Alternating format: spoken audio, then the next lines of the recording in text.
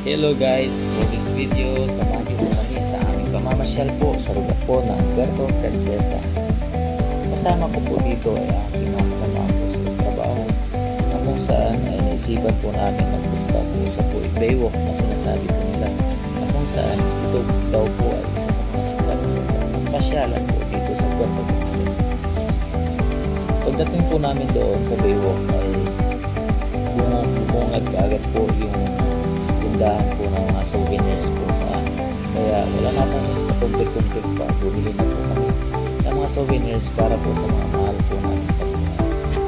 After po namin mamili, binaybay po namin ang tawa at yung nakita po namin yung lugar. At sa aming paglalakad po, pagdating po sa puto ay nakaramdam po kami ng pagod at gutom. Kaya hinanap po kami ng kakain. Kaya andito naman po si Madam. Very entertaining tsaka accommodating.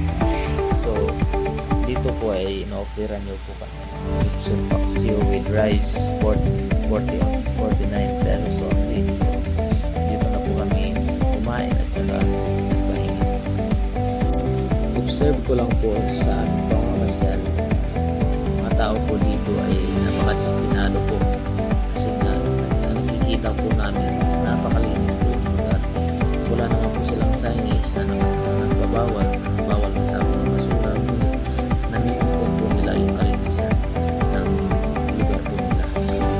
After po namin mapagpahinga, nagpatuloy na po kami sa ating pamamasyal para po makakuha mga pictures para sa maging souvenirs po namin alaala na nakapunta po kami dito sa Puerto Princesa. Ang ganda po dito sa lugar nila. So I suggest sa hindi po nakakapunta dito, mag-book na po kayo. Dito po kayo pumunta sa Palawan po.